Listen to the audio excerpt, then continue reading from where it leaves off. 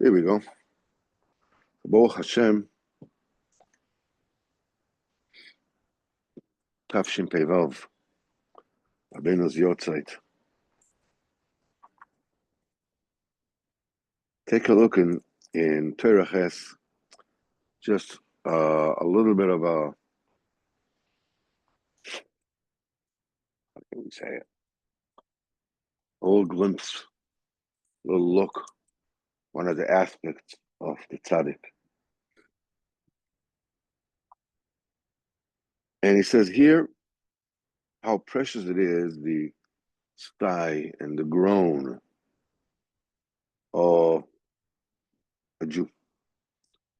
Because that groaning, that sigh is the completion of the chesrenis, of everything that is lacking. What number is this? Torah Ches, number 8.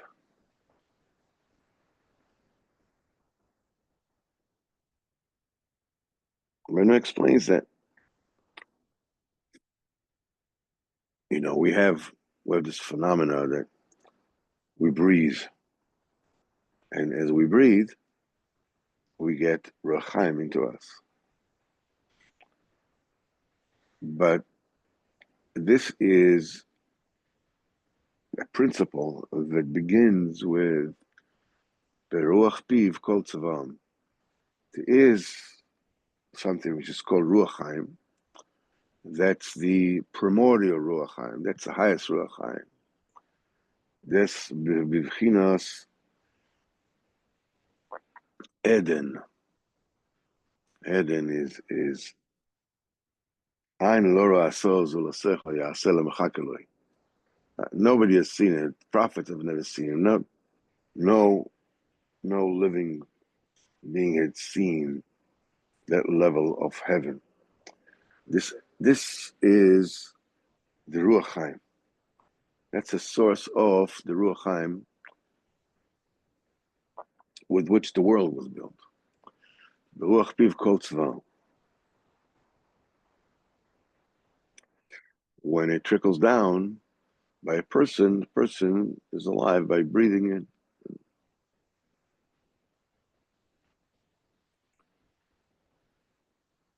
It's the same principle. So when a person is sighing or a person is groaning, when he's davening, with kisufim, what it does, he is marich ruche, he's lengthening, he is telescoping the chayas. Is this a Simon word? It's about kraft. Yeah.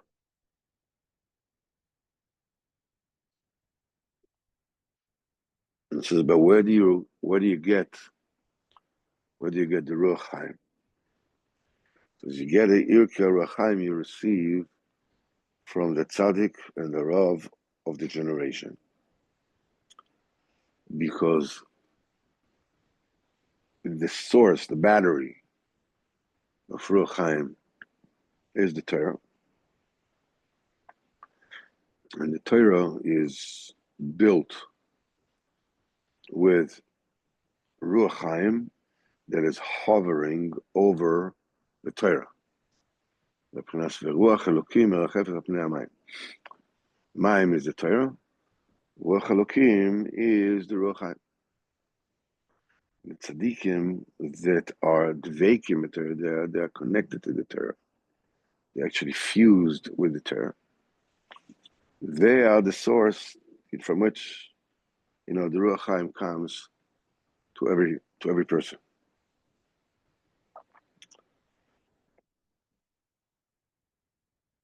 When a person is mekusha to the tzaddik, the Rav Shabbaton, when that person sighs, he lengthens the Ruach,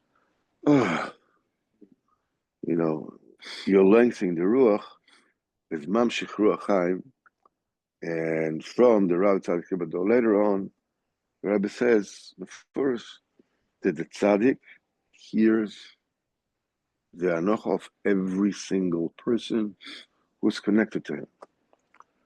And he realizes exactly what he's lacking, and he fulfills his Ruach HaChaim. And so Rabbeinu goes deeper into this particular term. How does it work that the person becomes a tzaddik, becomes that conduit to Ruach HaChaim? The answer is that the aim of the Torah is to sift the bad from the mixture of good and bad. And when you sift away the bad, what's left is the good. The Torah has Isurim, has many things which are, forbidden or not allowed. And then you have many things which are a mitzvah and you have to do. And that's what you need to do. But when you learn Torah, when you read Chumash, you can't learn halacha. Even after you see, basically, you have to keep Shabbos, you have to put on film, you have to eat kosher. But what is Shabbos, and what is allowed, and what is not allowed, and what is kosher, and what makes things kosher, what makes things unkosher, and how is tefillin? How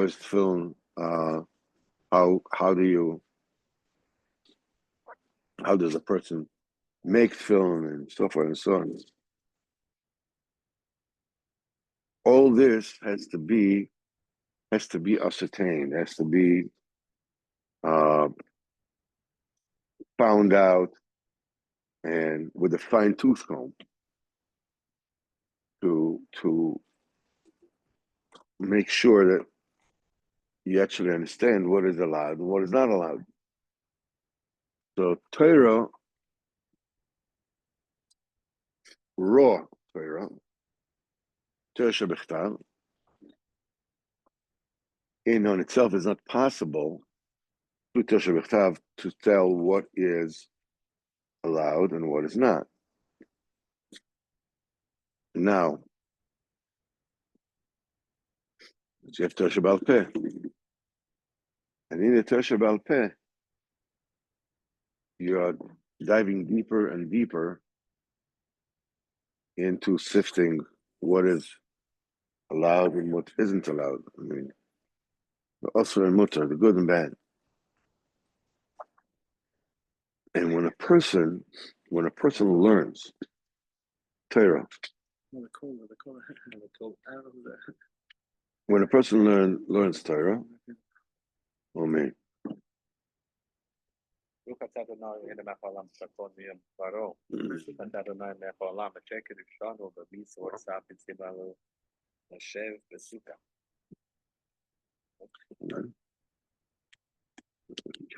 should do that.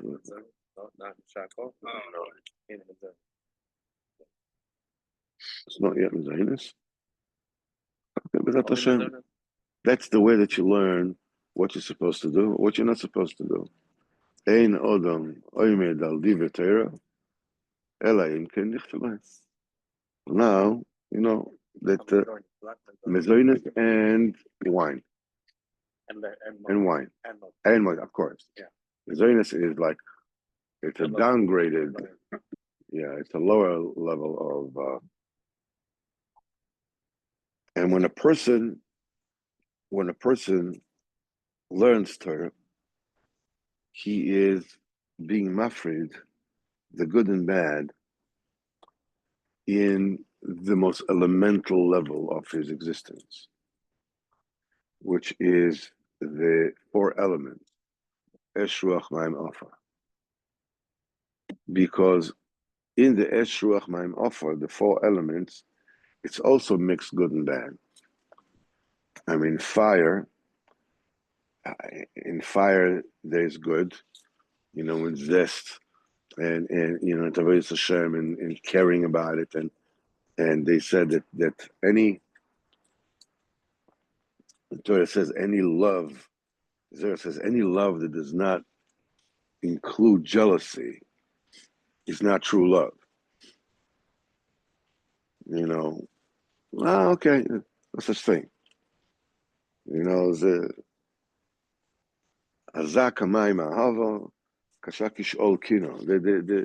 jealousy is the other side of ahava, and love without jealousy is not love. Okay, so I like, and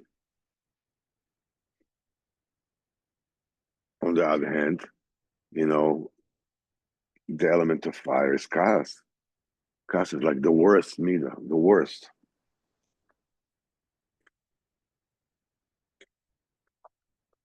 You have also, and you saw the offer, the earth that with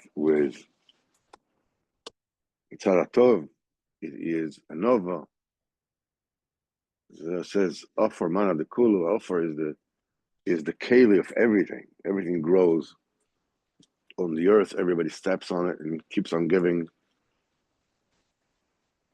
On the other hand, it's also the source of apathy, lethargy, carelessness, obliviousness. As they said that they made a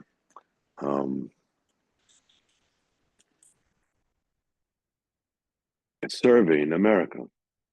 Asked somebody, says, what do you have to say about the state of ignorance and apathy in America? The guy says, I don't know and I don't care.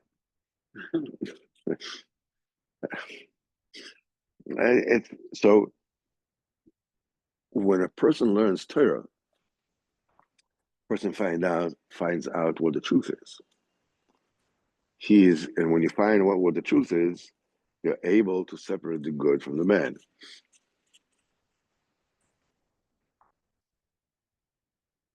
But learning Torah is much more than just opening a sefer.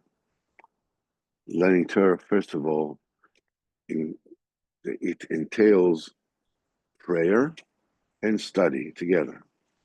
He says, you can learn Torah, you can be a genius, you can have gewaldige chidushin, but you still can be very far from exactly what a Kodesh Baruch Hu wants.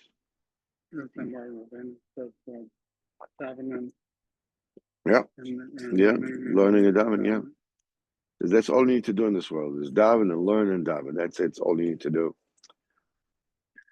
Because what you need to do is you need to connect to the Eden. You need to connect to the Ruach Chaim, original Ruach Chaim. And the way to do it is through tefillah, which is the Nar Yotzeit Eden, and the river comes out of Eden,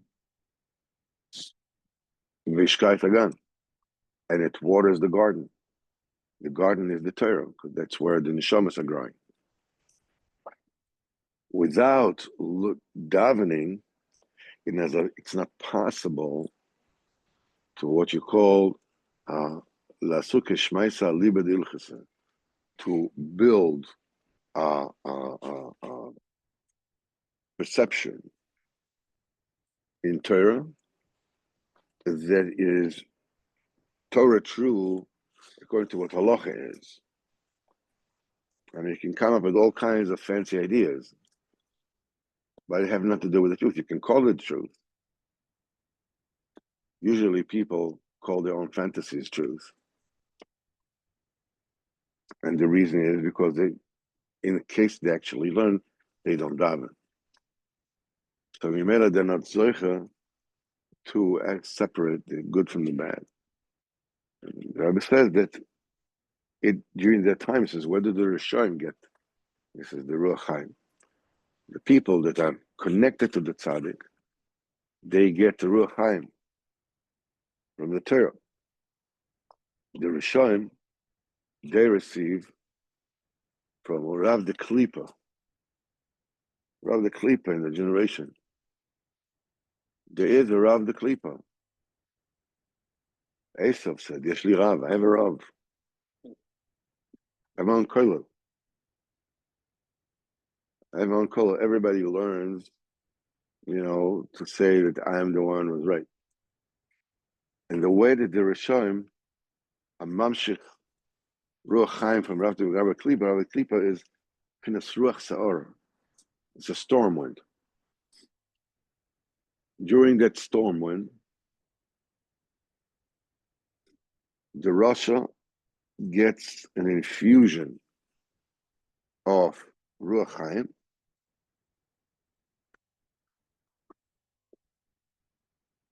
to the degree that it basically blows anybody and everybody, off the water.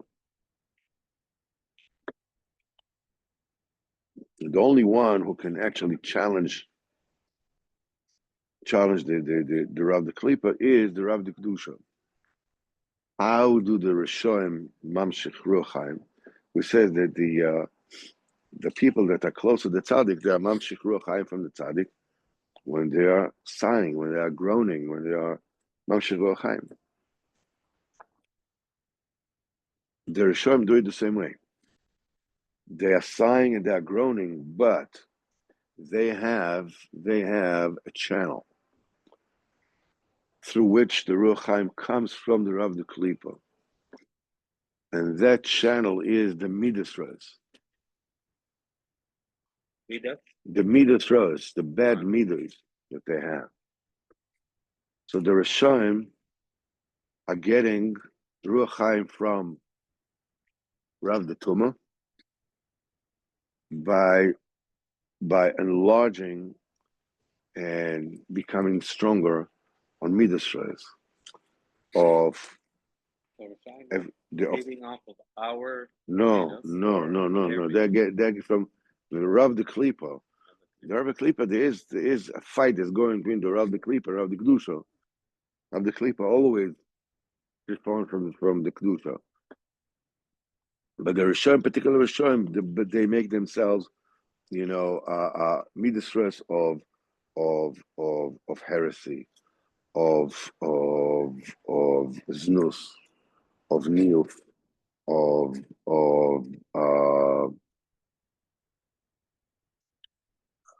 stinginess, cruelty. The Jewish Rishonim? Any Rishonim.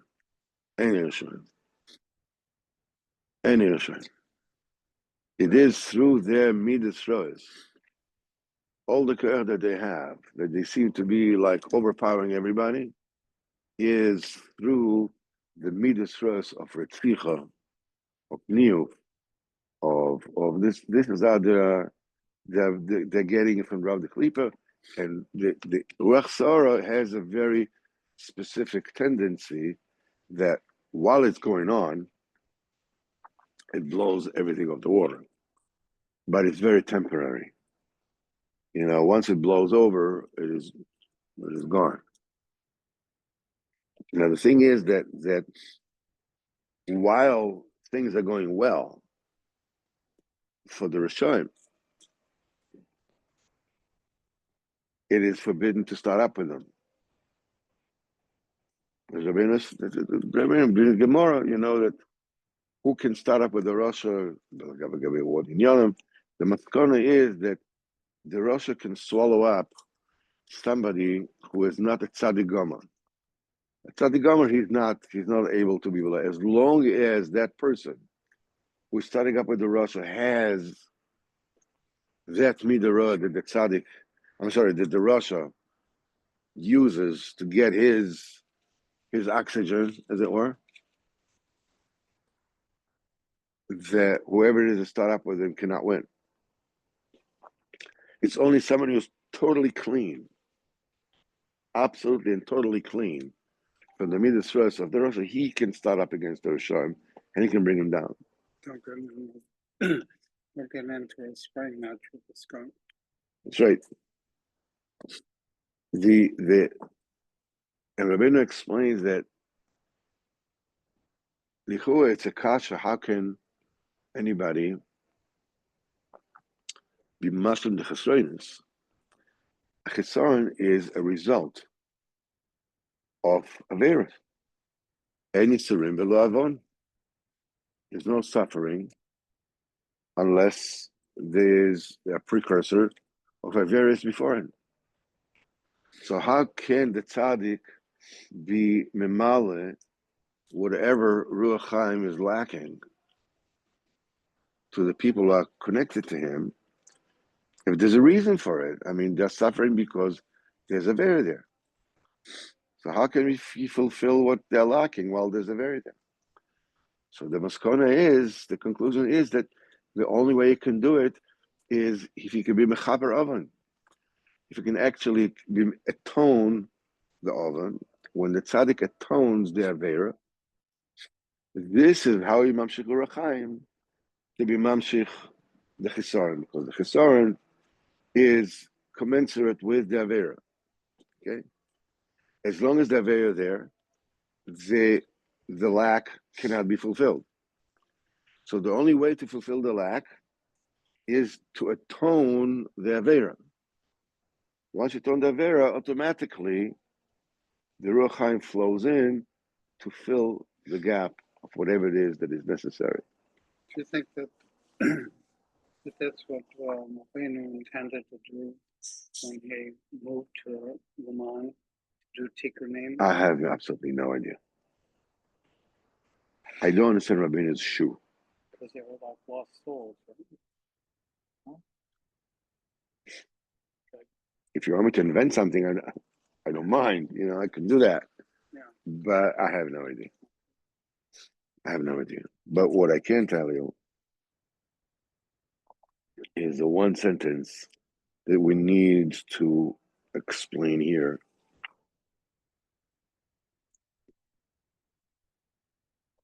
Especially on Rabbeinu, Rabbeinu's Yortzeit.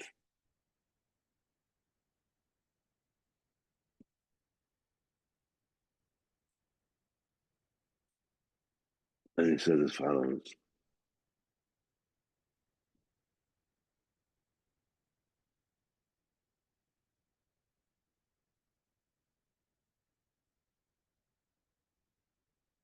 The Dafka read specifically. Rabbeinu says,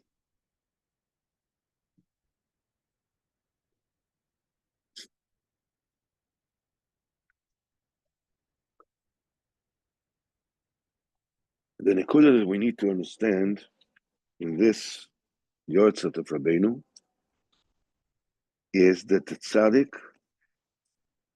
hears the anocha of each and every person that's connected to him.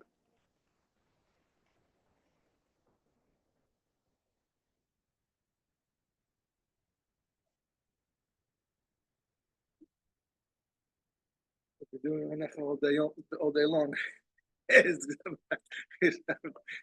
got to hear all that. Absolutely. But it's not limited by what if you were just one in a human body and can talk to one person at a time. Now, right? It's unlimited. Unlimited. It's unlimited. Do unlimited anacha all day. First of all, it's a very important lesson to learn and remember that, you need to do that. You need to ask what you need. And while you're doing it, like, people are clapping during davening, because the mamtik avir that's Yisrael, so for mamtik the dinim, right? You're supposed to be nenach. When you're davening, you're supposed to sigh. To mamshid the chisaron. Yeah, absolutely. It's a technique. I mean, it's not I'm not talking about here, a fake. Yeah. Well, when you're nanach is a thing is that when you're nanach, when you sigh, when you groan, you are creating a vacuum. You're creating a suction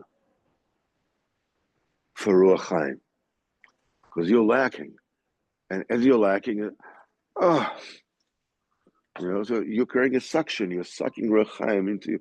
The tzaddik hears the Ruach, and each and every one of his men, he hears the Anocha, and he hears what this person lacks. We see it in Mashiach. It says about Mashiach, Barichoy, Be'eres Hashem. Mashiach will, be able to smell the Be'eres Hashem of each and every person. Mashiach, it's Ruach HaPeinu, Mashiach Hashem. It's all about the Ruach HaPeinu. It's Ruach Chaim. It's P'chinas Mashiach. He's able to smell everybody. In other words, he's able to tell the lack of Ruach Chaim, because the Ruach Chaim, as Rabbeinu says in Torah base, deals with, with Kaas, with lack of patience, with Kotzer Ruach. It deals with Chaim, with Nishmas Chaim, and it means, and it deals with Savlonis. It means with patience, Erech HaPayim, and it means with smell itself.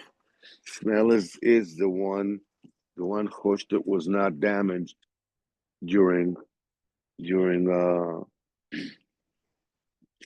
before during the Chet Tzaddas.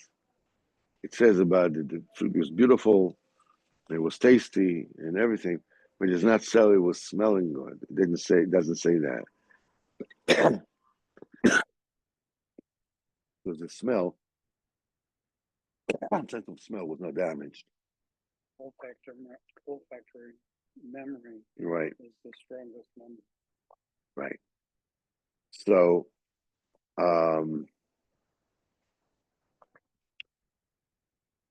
tonight we're holding in the Yortzeit of Rebbe HaKodesh. We have absolutely no idea anything about Rebbeinu.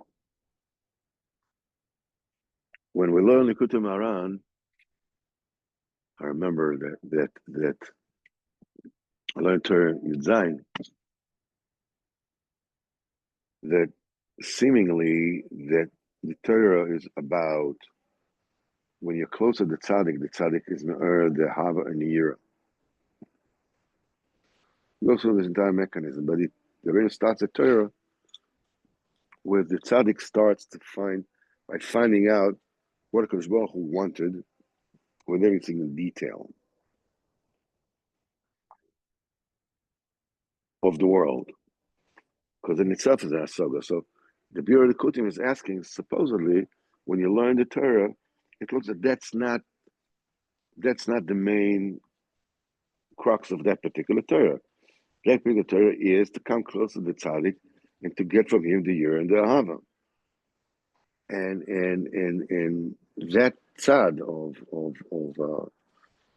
looking, the tzaddik is looking for every single thing, because Baruch Hu has pride in every single Jew, and so forth and so on, in great detail.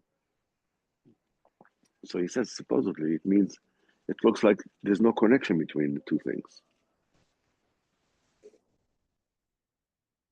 So he asks this question, he gives an answer. So I remember I asked Tzaddik Balev about this, because I didn't understand the answer. So as I asked him, why is it? So he scolded me and he said, is it not enough for you to have such Rahmanas Mishamayim on you to let you know what the tzaddik is doing? You want to understand it also? To say it's not my question, it's the Biur Likutim. The Biur Likutim asked the question, he has the answer. That's what you need to be dealing with. The Likutei Moharan tells you what the tzaddik is doing. That the tzaddik hears the anoch of every single person. That when the tzaddik is saying Torah, all those that come to him, everybody that comes to Rosh Hashanah, all those that want to be the Rosh Hashanah are therefore there for Rosh Hashanah. The tzaddik they come with all the ritzonos, everything they want, the good wills and the bad wills, and he elevates everything. And Malbat the Kof goes all the way up and goes. I mean, in every single Torah, you find out what the tzaddik is doing. There has never been, until Mashiach, there will never be. And now the tzaddik that opens up this issue of the tzaddik and explains what the tzaddik is actually doing. Because when you come to think of it, it all boils down to what Rabbeinu says in Sichas Aran, that an Eli Chayid, a kosher Jew, looks like he's running around with innards and organs like everybody else. He says, he's a totally different matter. It's a totally different thing. It's not a... There is no way to convey what the tzaddik is. There's no way to convey how did you change from one day to the next when you daven well. When you daven, you made brachas. Well, you're different from yesterday. Right? Every single deed changes you for good and for better. Right? I mean, somebody Chas Chalila is lying, he becomes a liar, right? Somebody is killing, is killed, he becomes a killer, and that's it. Whatever it is that you do changes you. How are you different with the Sukkot? You've been to Uman, you've been to Rosh Hashanah, and you're Kippur. How are you different? You can't tell pshat on yourself. You can tell pshat by the tzaddik. Moshe Rabbeinu, like somebody said to me today, that the anova of Moshe, the modesty of Moshe Rabbeinu, the humbleness of Moshe Rabbeinu is that whatever Kadosh Baruch Hu does with him is good. He says that's one step. Rabbeinu says in Torah Chaf that the anova of Moshe Rabbeinu is total ne'emanus. Moshe Rabbeinu knows everything, but he only says what the Kadosh Baruch Hu wants him to say. B'chol beisi ne'emanu. Right, the episode of Miriam and Aaron when they speak about Moshe, and he says, "Vayish Moshe onov mikol ha'odam kapnei adama." He's more humble than any other man, upon the earth. So, because Baruch Hu says, "How dare you speak of Moshe Rabbeinu? B'chol beisi ne'emanu." In all my household, he's totally faithful. What is he faithful? What does it mean? Ne'emanu. When you have somebody who's a ne'eman, somebody who's faithful, what does it mean? You give him your keys, right? He holds the keys to your safe. He holds the keys to everything because you trust him with everything. The tzaddik is the whole beisi ne'emanu. It's not possible to put into one's head the greatness of the tzaddik. Any tzaddik, kal v'chomer Rabbeinu HaKodesh. Any tzaddik. Kinyan Hora Am Yisrael has tzaddikim melo atene. But a tzaddik like this, the Satmar Rebbe said in London, there's recording of that. Why there were tzaddikim that were choylak on Rabbeinu, that disputed him? Satmar Rebbe said, because that is one neshama that did not participate in the chet of Eitz Hadas. The Ruach Chaim is intact. It's jealous. What can you do? I mean, it's not something that can help. I mean, it's a chasm. It's a gap that cannot be bridged. The neshama that participated in Chet Hadas, neshama did not participate. And it's not even comparable. How did it not participate? It left. When Adon Rishon was going to eat the fruit, that neshama left him. After he ate, all the neshamas left him except his own personal neshama. They separated from him. But that neshama separated before the Chet Hadas, because had that neshama also participated in Chet Hadas, the world would not have a tikkun. Finished. It's gone. Doesn't Rebbe also say that he had to work hard and overcome everything, and Yeah, it wasn't by the scoop of. yeah, in Echinami. Yeah, but you have to understand that by the hard work, he was able to peel all the gashmias that that a human being is born. You have to understand, we are all born of people that were destined to die. That's the reason why everybody has to ultimately pass away before the resurrection, because we won't be able to withstand the voltage of eternal life. So Rabbeinu was born in a mortal body. And it had to work for every, they basically spit blood for every single step of the way. But the initial chomer, the initial material with which he had to work with was the neshama that did not participate in Chesadas. So once all the gashmias is taken off, it can attain all these madrigas and be taken for the entire island. Otherwise, there'll be only level. You know what this neshama can reach. That's it. You can't go any higher than that. And Rabbeinu says he was masing chayah yechida shebeyechida.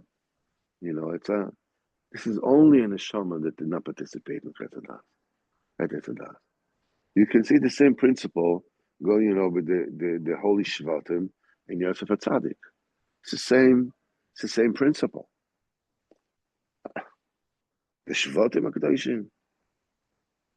We have absolutely no notion of the kedusha of the shvatim, but they were jealous of Yortzeit because he's a tzaddik Eretz.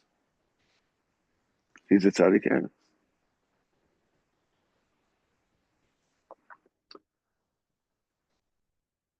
Rebbe Yitzchok used to say, that the Nachman had a small chabura of people that had Ruach HaKodesh. And with them, he used to speak about the Rebbe.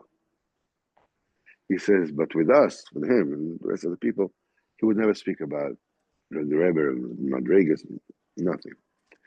He says, the only thing that you need to know about the Rebbe is without him, you can't. That's it. You can't serve Kodesh Baruch Hu without him. He cannot serve Kodesh Baruch Hu for you. He cannot do that without you. But you cannot serve Kodesh Baruch Hu without him.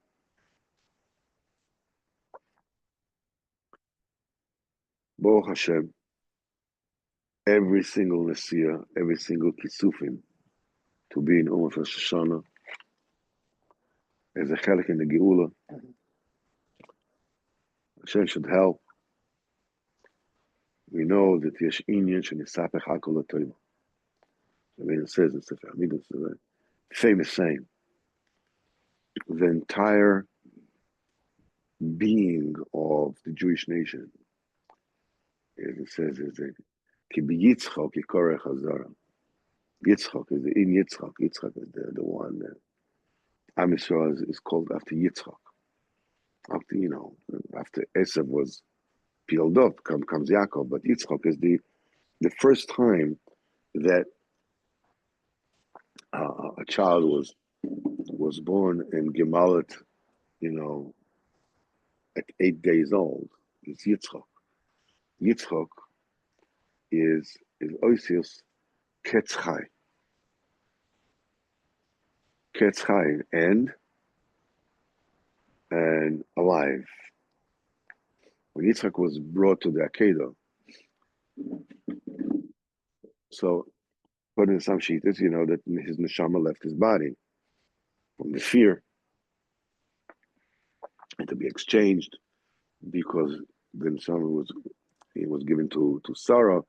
The neshama the nukva had to be does not have kiyum in this island to be exchanged. The same thing with Chavakuk, with the Shunamis, that she's the one who got the bracha and so forth and so on. And there's a machlokes, how long did the neshama, was away from Yitzchak's body? So there's a sheet that say it was just Instantaneous. It just left and came right back. They should have said there were 3 years. 3 years he wasn't going to, and he came back.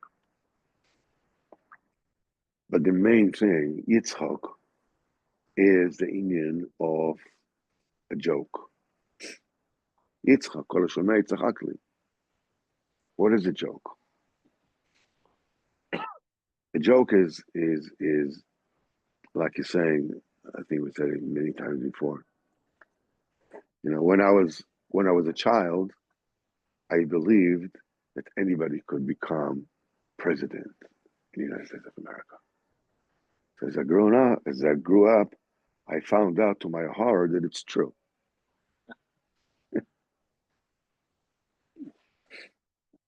So what's funny here? If I were to explain to you, listen, I thought, and then I noticed that it's a double-edged sword, and people, you'll understand the joke better, but you'll ask me, so where do you laugh? Where, according to, what's the point where you start laughing? Laughing is when there's a sharp reversal. When it comes all the way to the end, and it seems like it's finished, there's no more choice. It flips over. Ketz chai. That's why the Goyim hate us so much. I mean, it's like there was a cartoon of a guy going in, the purgatory, is going around whistling, and the boss over there, the devil is like saying like, I don't know what to do. We can't get through to this guy.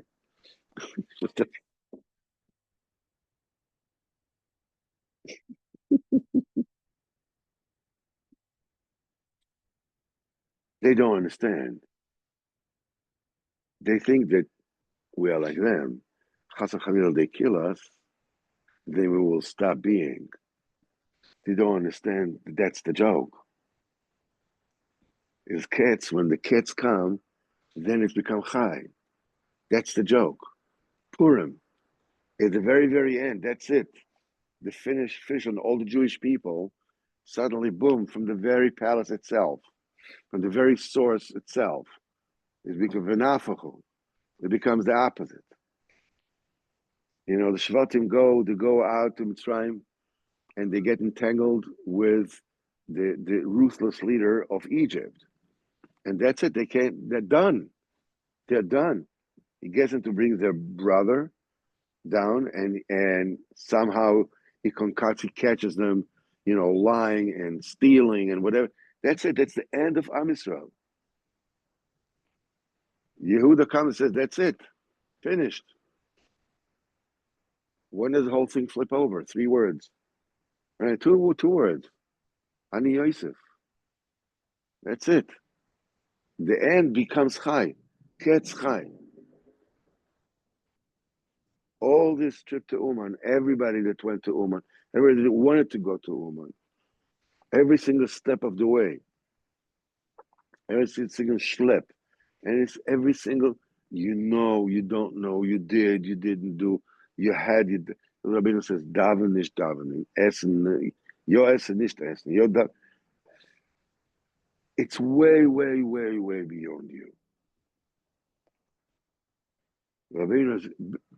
Rabbeinu, who is chai, ketz chai. Zat Hashem, yesh inen shenisapech hakol toivo. That's that reversal. That everything looks like that's it. There's no more hope, and it flips over and becomes Tov Gemura. Zat Hashem, B'schut Rabbeinu Hakadosh. No words, lo domir tehillah. The only way to praise Rabbeinu is like, what can you say? Baruch Hashem Ashreinu. Kol Tov, you guys, hurry up, go to the sukkah. We start with the Suda. Schusay again, Aleinu, Kol Am Yisrael, B'rat Hashem, to connect to him properly and sigh properly and be much more the Chesurim is not Hashem. And it's we said it once in Moshe Rabbeinu. It says that Shmuel Hanavi came. Shaul was in trouble. Shmuel Hanavi passed away, Shaul was in trouble. The police team were fighting him. Hashem wasn't answering him. Prophets were not prophesying for him. The Urim V'Tumim were not answering him. So he went to Balas Oiv to raise up Shmuel Hanavi. It was a Shmuel Hanavi came with another person.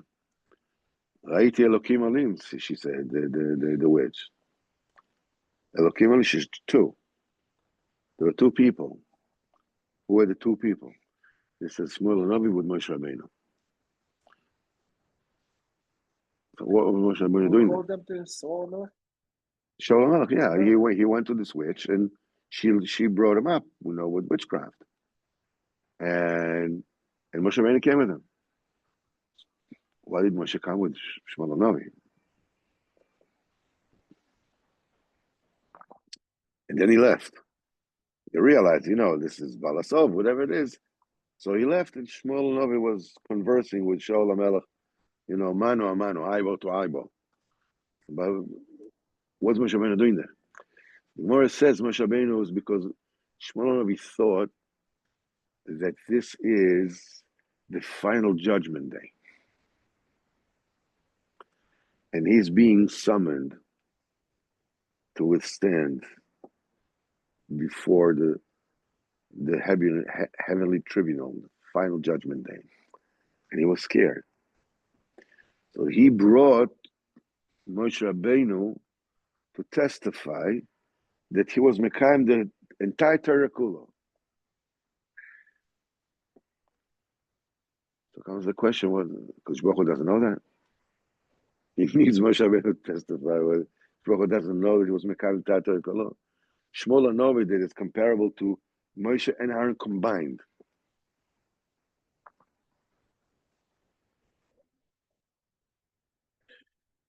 The answer is that in the final tally, as they call, by the end of the day, even Shmuel Hanavi needs Moshe Rabbeinu. Even Shmuel Hanavi needs a tzaddik emes. He can't without him.